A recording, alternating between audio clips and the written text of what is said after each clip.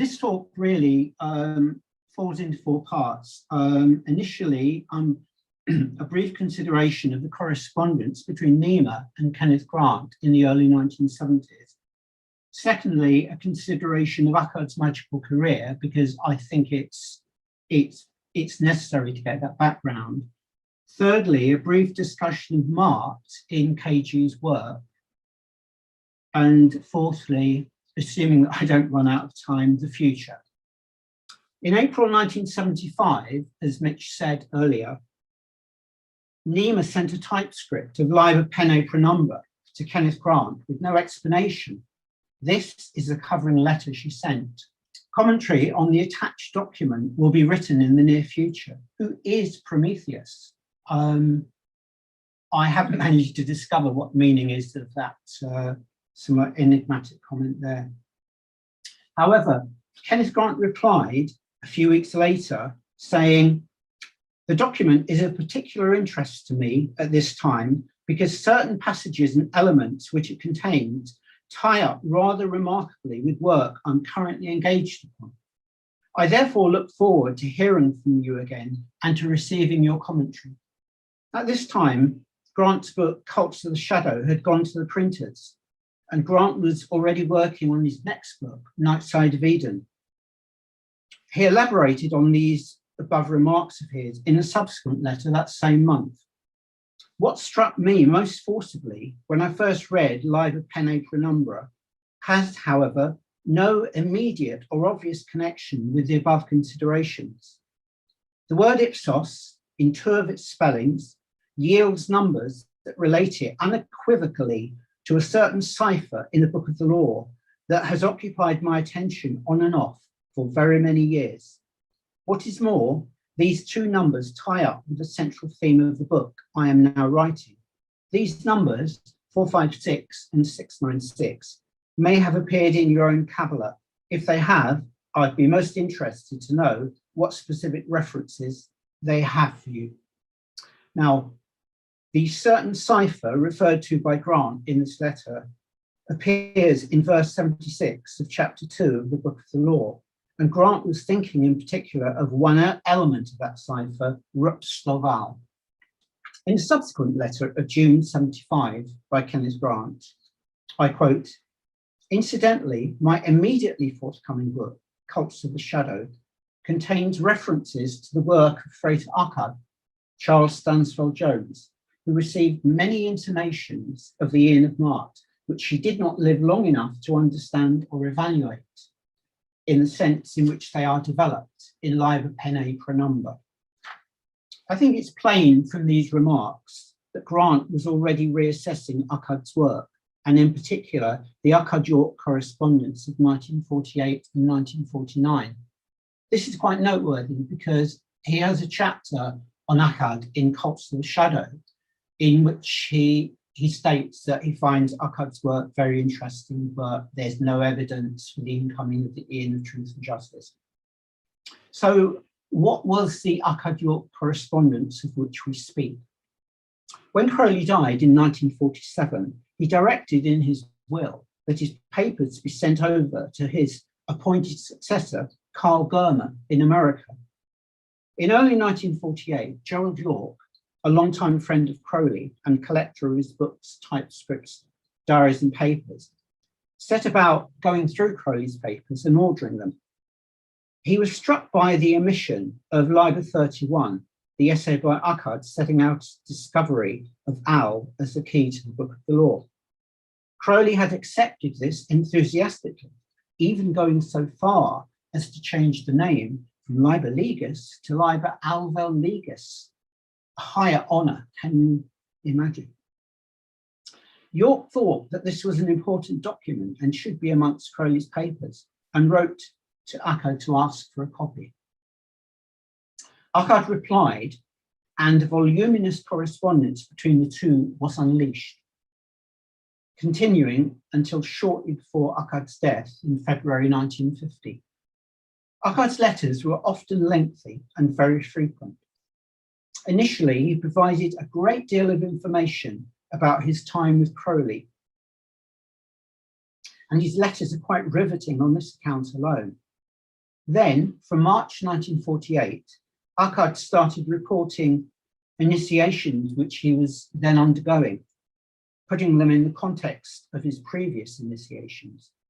Now, it was quite clear now that his initiations were coming to a head, and I think that now would be a very good time for a brief outline, for want of a better term, of his magical career. Akkad was born in London in 1888.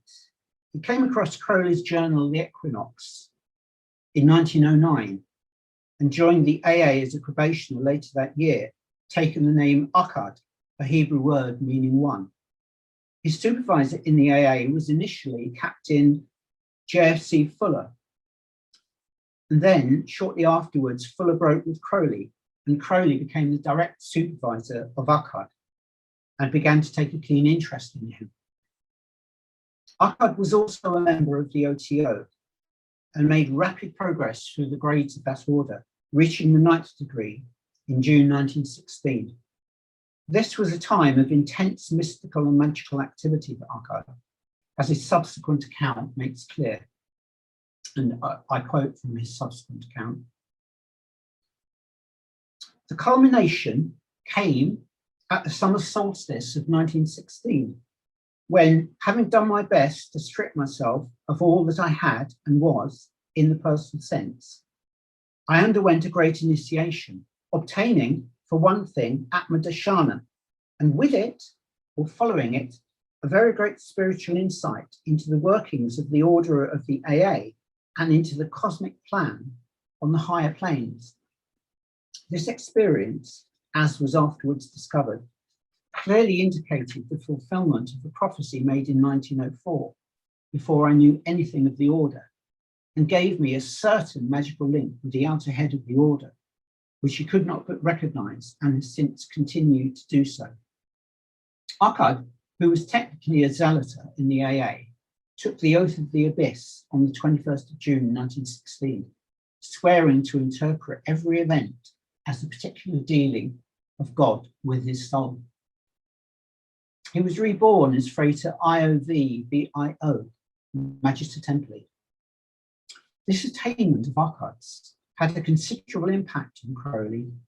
For several years, Crowley had been preoccupied with the need for a successor. Crowley being Crowley, he envisaged that successor as a magical son, and he conducted a series of sex magical operations for that purpose. On hearing the news of Akkad's attainment, Crowley decided that Akkad was clearly the magical son born from the sex magical operations that he had undertaken to bring about a magical son. Furthermore, because of Akkad's magical motto, meaning one, he could see that Akkad was the one spoken of in the Book of the Law, who would come after the beast and who would solve the mysteries of the book that he, the prophet, couldn't. Now, as a result of this, Akkad became Crowley's right-hand man. At the end of March 1918, Akkad moved to New York and took part in many of the subsequent sessions of the Amalantra working, which had started in January that year. The existing record of the working concludes in June 1918, and shortly afterwards, Crowley went to Esopus Island for a magical retirement. He was visited on occasions by his former mistress and seer of the Amalantra working, Roddy Minor, and on a few other occasions by Akkad himself. Shortly afterwards, in September 1918, Akkad began having a series of insights into the Book of the Law and came to see that the Hebrew word al and its reverse la, which mean God and not respectively, were key to understanding the book. He started recording this and other insights in a document that consisted largely of diary entries, and he later called this Liber 31. He chose this name because the Hebrew word al enumerates as 31.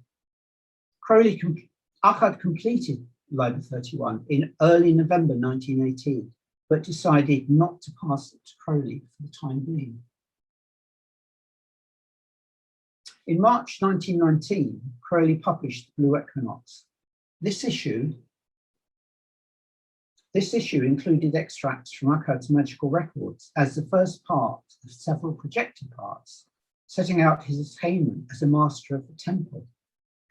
This photograph of Akkad shows him in meditation and was used in the Blue Equinox. In September 1919, a year after he first had the insights, Akkad finally sent Crowley his Liber 31 key to the Book of the Law. Crowley was overjoyed to receive it, overjoyed at Akkad's insights, and augmented the title to Liber Alvel Libis. Unfortunately, this was the high point of the relationship between Akkad and Crowley, and shortly afterwards, relations between the two men became strained, and then very strained.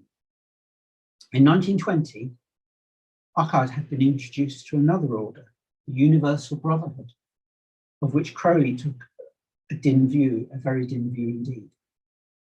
Akkad tried to interest his friends and colleagues in the Universal Brotherhood with varying degrees of success. When I say varying, I really mean very little. Nevertheless, Akkad became increasingly absorbed in the work of the Universal Brotherhood throughout the 1920s, to Crowley's annoyance, and indeed he eventually became its head. In 1921, the then head of the OTO, Theodore Royce, issued Akkad with a charter appointing him as head of the OTO for North America. Crowley had previously maintained that North America was actually within his jurisdiction, and so this became another point of annoyance and conflict and disenchantment between the two. This period of time of the early 1920s was actually a very creative one for Akkad. He published QBL, or The Bride's Reception, in 1922, The Egyptian Revival in 1923, and The Anatomy of the Body of God in 1925.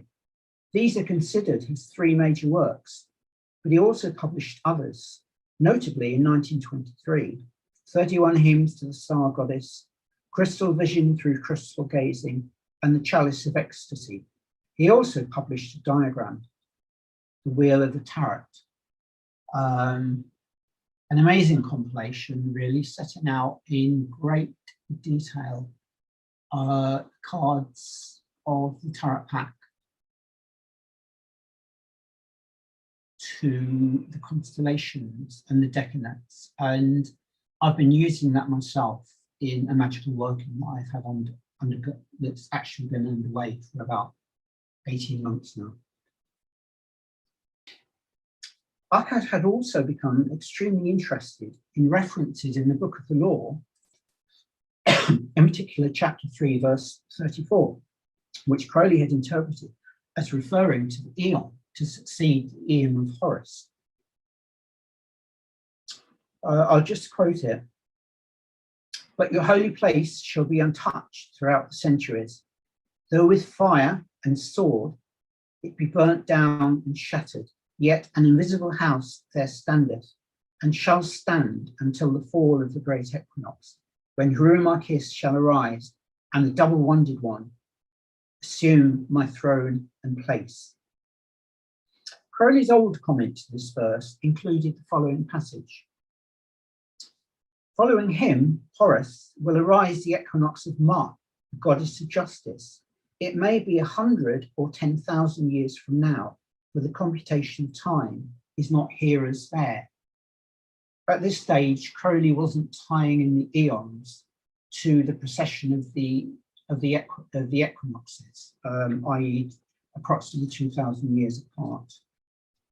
In the early 1920s, Crowley wrote another longer comment called the New Comment, and it made further interesting remarks on the relationship between the two eons, Aeon of Horus and the Aeon of Maat. There is no violent antithesis as that between Osiris and Horus. Strength shall prepare the reign of justice. We should begin already, as I deem, to regard this justice as the ideal, whose way we should make ready by virtue of our force and fire. The Aeon to come after Horus was characterized by Akkad as the Aeon of truth and justice, and also known as the Aeon of Maat or Maat. Crowley was interested in this too, but expected Akkad to concentrate on assisting him in his work of propagating the Aeon of Horus. There were, though, other sources of tension. As we've seen, Akkad was by now writing and publishing his own books, and Crowley disliked the books intensely. Another was over Crowley's stock of books, which he'd arranged to be sent over from England. Akkad paid for their storage. He was authorized by Crowley to sell these books, keeping a proportion of the money for himself and forwarding the rest to Crowley. Crowley came to suspect that Akkad was defrauding him and set up a committee to investigate the matter. Perhaps not surprisingly, this hand-picked committee found in Crowley's favour, and a legal document, the release, was drawn up to settle and then to sever financial relations between the two men, a document that was executed in June 1926. For some years, Akkad had focused his work in the Universal Brotherhood, and that work continued and indeed intensified throughout the period of deteriorating relationships with Crowley. Shortly before the release, he received a word, monio. I've not come across any accounts by Akkad how this word was received, nor what he thought it meant. Many years later, however, in his correspondence of 1948 with Gerald Yorke, Akkad speculated that this may have been the word which Crowley had tried and failed to receive in connection with his attainment to the grade of Magus. Writing to Yorke in 1948, Akkad quoted from a letter which Crowley had written to him in July 1916 about the problems he was having waiting to receive his word as Magus, and I quote, "I'm still in profundis. I wrote an essay on God as a sadist 2 days ago, and yesterday went through a big magical ceremony, but nothing seems to revive me. I can't learn to wait for the word properly. I believe if I could only do that for 10 minutes, the word would come." Akkad continued in his letter to Yorke. About 10 years later, on May the 8th, 1926, at 6:19 p.m. in Philadelphia, the city of brotherly love, in the presence of a living witness to whom it was immediately communicated, the word was obtained by one which Liber Legis prophesied should obtain the key of it all. This word, when comprehended rightly, clearly shows this, for it contains many formulae and special virtues. Akkad's initiations continued in 1932 with what he referred to as the Silver Star initiations, and to mark which he designed a rather lovely letterhead, which is this letterhead here. Relationships of some sort between the two, Akkad and Crowley, were re-established by Crowley in 1936. He was working on the Equinox of the Gods and wished to write about Akkad's discovery in 1918 of Al as the key to the Book of the Law. For a while, the correspondence between the two men was respectful and positive, Crowley stating that he thought that Akkad's role in plumbing the depths of the Book of the Law had a lot further to go. He also acknowledged Akkad's role in preparing for the Aeon of Truth and Justice. Take, for instance, this passage from Crowley's letter to Akkad of July 1936. "Your preparations for the Aeon of Justice seem to me personal to yourself, incidents in the course of your initiation, and I have no doubt that they will flower at the fall of the great equinox. But I think that your position in respect to the Aeon of Horus is to be considered of supreme importance at this juncture. I do not at all think that your work in respect of the Book of the Law has passed beyond its beginning. I regard the curious experience through which you have passed as the necessary training for the full assumption of your office." Well, that's pretty positive stuff. However, the correspondence descended shortly afterwards into mutual suspicion and acrimony, and Crowley brought up again his conviction that Akkad had stolen his books way back in the early 20s. The correspondence ended with Crowley issuing a notice of the expulsion of Akkad from the OTO. In 1936, Akkad established a lodge, a manual lodge, for the purpose of establishing the ritual transmission of Manio, concentrated in 3 initiatory degrees. Interestingly, he established this lodge not within the Universal Brotherhood, but using a charter he had had in the 1920s from Heinrich Trenker for the establishment of Pansophia in America. That's actually the letterhead of Ecology and Pansophia in America. And it's basically, I'm sure you recognize it as the Rosicrucian design. After Crowley's death in December 1947, Gerald Yorke ordered Crowley's papers, preparatory to them being shipped to Burma in accordance with Crowley's will. He noticed that there was not amongst Crowley's papers a copy of Liber 31, the document from 1918 in which Akkad had set out his discovery of Aeon as the keys of the Book of the Law. He thought that there should be a copy and wrote to Akkad to ask for one. This initiated the correspondence between Akkad and Yorke that is referred to as the Akkad-Yorke correspondence.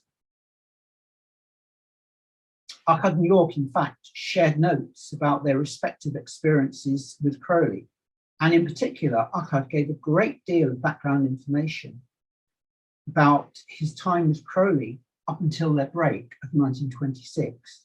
Then, in early 1948, Akkad announced that he had detected the incoming of the Aeon of Truth and Justice. This is something which was subsequently discussed between Akkad and Yorke. Yorke made it plain that he'd never been happy with what he saw as the harshness, the force and fire of Horus, and was only too happy at the idea of an ameliorating influence. However, he could not and would not believe that the Aeon of Horus had ended in 1948 after a mere 44 years from 1904. Akkad maintained that the incoming of the Aeon of Truth and Justice did not mean that the Aeon of Horus had been cut short, but that, on the contrary, it was continued in the Aeon of Truth and Justice. Interestingly, support for this view can be found in Crowley's work. For instance, as mentioned earlier, the new comment to this particular verse, verse 34 in chapter 3 of the Book of the Law. There is no violent antithesis as that between Osiris and Horus. Strength will prepare the reign of justice. We should begin already, as I deem, to regard this justice as the ideal, whose way we should make ready by virtue of our force and fire. Then, in the summer of 1948, Yorke became aware that Akkad had recently come across a collection of diaries, notebooks, and typescripts that he'd left with Akkad when leaving America for Chevalu. Being a collector, Yorke was anxious to get his hands on these documents, or at least on copies of them. Akkad was hesitant, Yorke pushed a little too hard, and as a result, relations between Akkad and he cooled significantly, and their letters became less frequent. Akkad died in February 1950. Akkad's work on the Aeon of Maat was not continued by his successors in the Universal Brotherhood. I don't think they really understood Akkad's work, but they sensed that it was important and should be preserved until the time came when it could be understood. At the end of 1950, Grant made typed copies of the Akkad-Yorke correspondence for Gerald Yorke's archives, retaining a carbon typescript copy in his own files. At the same time, he became very interested in Akkad's work, borrowing from Yorke the 3 major works, QBL, the Egyptian Revival, and the Anatomy of the Body of God. In Remembering Aleister Crowley, Grant described Eastern mysticism as his first love. In 1950, he developed a growing interest in Advaita Vedanta, in particular the works of Ramana Maharshi, who had died earlier that year. His interest became so great that for a couple of years, he lost interest altogether in Western magic. Then, in 1954, his interest in magic returned, but Advaita remained at the heart of his work subsequently, all the way through the Typhonian trilogies. Gerald Yorke introduced him to the work of the German occultist Eugen Groscher through his regular magazine, Blätter für Lebenskunst. And Grant took a particular interest in several articles on a transplutonic planet called Isis. Grant established New Isis Lodge to work with the energies transmitted by this planet and drew up a series of grade rituals for the degrees of the lodge, which ranged from 0 to 11. To each of the degrees was assigned a planet, Earth to 0 degree, Moon to the 1st degree, etc., culminating in the transplutonic Isis assigned to the 11th degree. This is it here. This is one of the papers from this period when Grant was establishing the New Isis Lodge. And this is actually a synopsis, a very brief synopsis of grades. And it assigns a keyword for each grade, followed by an explanatory gloss upon that keyword. The keyword and gloss for the final degree, the 11th, is of particular interest. 11th degree Isis, realization of inherent identity with the dream cosmos and its creator and energy bestower, New Isis. In 1948, Grant had begun to study and to assimilate the voluminous works of Gerald Massey, taking a particular interest in the account therein of the generatrix, the primal goddess Ta'urt, or Hakau, who is deemed to have generated the universe. Now, as the grade description makes clear, this had become fused with Advaita and with Nuit in the form of New Isis, it amounts to the same thing. It brings to mind something from the Upanishads. We are like the spider. We weave our web and move along in it. We are like the dreamer who dreams and then lives in the dream. And this is true for the whole world. Grant clearly identified with the spider's web. Over the decades, he took on several forms of his magical name, Aeosic, and one such was Aeosic Iwas, from which he derived the number 718. It just so happens that the Hebrew for spider's web, Kavriot Bish, enumerates as 718. This is shown very clearly on the front cover of Outside the Circles of Time. I want to quote a passage from Outside the Circles of Time. Myths and legends are of the past, but Maat should not be thought of in terms of past or future eons. Maat is present now for those who, knowing the sacred alignments and the gateway of in-betweenness, experience the word ever coming, ever remaining from the mouth, in the ever new and ever present forms that are continually being generated from the mystical Atu, or the house of Maat, the Maat Atu. This passage for me evokes so much. It suggests Ipsos by the same mouth. It suggests that Maat is identified with the genetrix, Ta'urt, or Hakau, who is generating the universe, generating reality, generating the dream cosmos, not as a single historical event, but indeed is continually generating these images. Well, I've got a few minutes left, so I'm going to move on now to the future. I was very fortunate when Kenneth Grant died. His widow, Steffi, allowed me access to Kenneth Grant's papers to help me in the preparation of the reprints of the Typhonian trilogies. And amongst the papers were a good many relating to New Isis Lodge, in particular the formation of New Isis Lodge, grade work papers, all sorts of things like that. And I found them very interesting. What I found, though, was that in the course of reading them, in the course of studying them, the whole thing was reactivated. And this was very useful to me because I'd become aware of the need for regeneration of the order following the death of Kenneth Grant. You know, we couldn't spend the rest of our time just in Kenneth Grant's works, just in propagating Kenneth Grant's works. That's a very necessary job to do, and that is something that we'll always do that. But things move on, and Kenneth Grant said to me one day that he hoped that I would continue his work after his death, and that's actually what I'm doing.